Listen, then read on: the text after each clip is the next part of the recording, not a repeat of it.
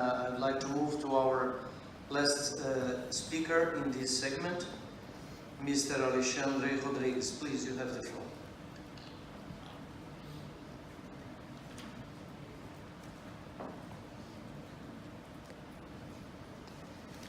Thank you, Chair.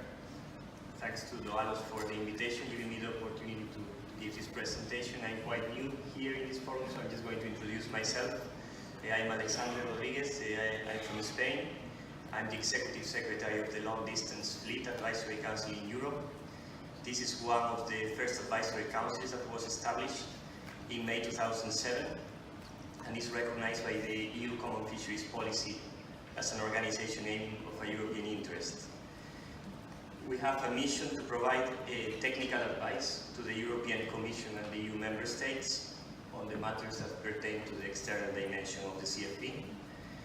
That's namely the fisheries agreements between the EU and third countries, the relations with the RFMOs, which is the main topic of interest here, and also topics related to the international ocean governance in forums such as this one on the UN and FAO.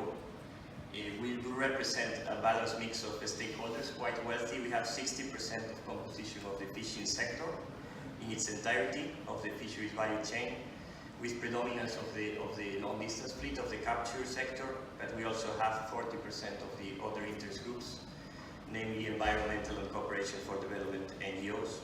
So we have a quite wealth of expertise and technical knowledge to provide advice.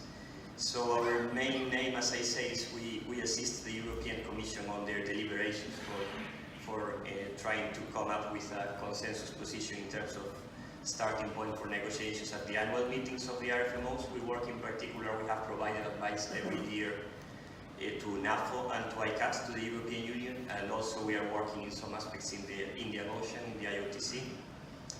This work includes also feedback, ongoing feedback, both formal and informal channels to the RFMO performance reviews. So I just like to start by supporting the statement of the European Union that RFMOs are key instruments to ensure that states can meet their obligations under the international law regarding cooperation for the conservation and sustainable management of share stocks. That's a very important opening statement made at the contribution of the EU. We fully support that. We think that we would like to welcome the fact as well that performance review seems to have become now a very well-established practice since 2006 onwards. Now we acknowledge to date all the 6 tuna and the 11 non-tuna RFMOs have carried out at the very least one performance review. And many of you already have completed your second performance review, including implementation and follow-up of the recommendations. So what have we done? We recently issued an advice, a quite broad advice in December 2018. I'm just going to stick here to the recommendations on the RFMOs. Looking at the program, you asked me to do a critical overview of the content and the structure of the performance reviews. So we do believe that the RFMOs must continue to be an example and improve of good governance, and also make sure that they are inclusive and have adequate and meaningful participation of the fisheries stakeholders. So that means open access to information, technical coordination meetings, transparent deliberations on the plenary annual meetings. All the RFMOs should make also their results of their performance review publicly available.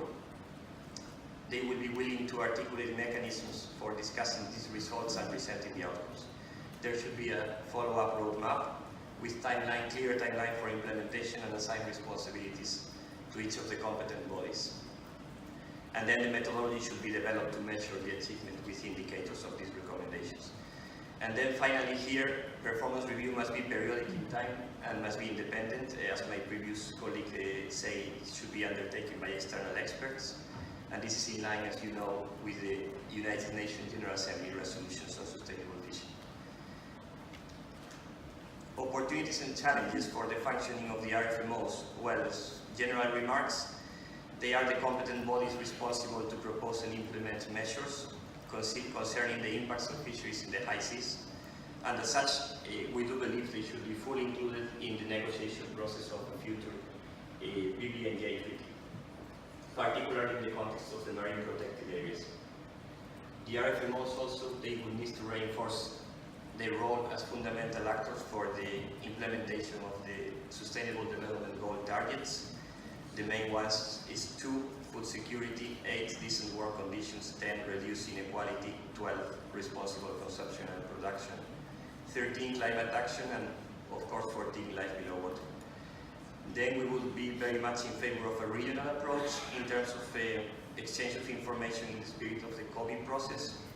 So at least for the 2 RFMOs, there should be collaborative work in cross-cutting issues such as marine scientific research, measurement and control of fishing capacity, management of fats, or monitoring, control, and surveillance measures. Now, in terms of, very quickly, in terms of building blocks, the first building block would be biodiversity and environmental sustainability. Here we want to acknowledge the very important role of the scientific and technical committees of the RFMOs. All the recommendations made by the RFMOs should be based in robust and independent scientific advice, and that has to be always rooted on the peer review process. The LDAC supports, therefore, the reinforcement of capacity and resources for development of marine scientific research. That's in accordance with UNCLOS Part 13 and Article 30 of the UCFP regulation. And finally, we need to allocate more resources to scientific bodies for the increasing workload and demands in terms of developing environmental impact assessments for fisheries management measures. They are becoming increasingly more important with the ecosystem-based approach to fisheries. The RFMOs are very well positioned to contribute to establish a coherent network of marine protected areas and to define those vulnerable marine ecosystems within the remit in the high seas. It is very important from ourselves, because we represent fisheries stakeholder and fleets, that the closed areas are not written in stone. They must be assessed properly, and their effectiveness as well must be assessed in terms of its success on meeting its conservation goals. One example would be the good joint work made between NIAFC and OSPAR in Hatton and Rockall banks. Also, the 14 areas of NAF around the high seas of the Grand Bank and Flemish Cap. There was a very important decision last year on the protection of the sea bents. It was reopened because it was not seen as really effective, so that means that it's a dynamic process as well, and it will be further evaluated in the future. And very last point, if Chairman allows, about the monitoring, control and system and fight against IUU fishing. We do believe the RFMOs are the best test laboratory to promote a regional approach to MCS. That means regional observer programs at sea, such as the one for bluefin tuna in ICAT, port control and inspection schemes, for example, the NAFO resolution on the supporting the implementation of the FAO Port State Measure Agreement.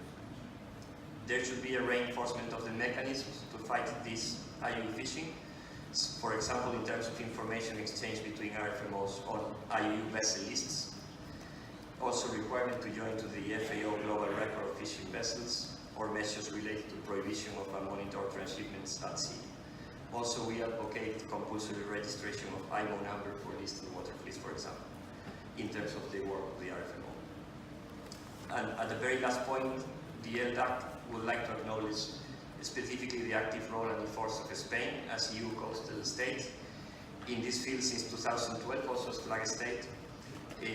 They have gone through an important amendment of their national fisheries law to allow prosecution of nationals on board non-Spanish fishing vessels related to IUU activities in CAMELAR. And it has become the first country in the world in achieving the ISO certification 9001 for its National Control and Monitoring Center. And is currently this certification under process of revision for renewal. I will stop here, and I will be very happy to answer any questions you may have. Thank you for your attention. Thank you very much for your presentation, and with that,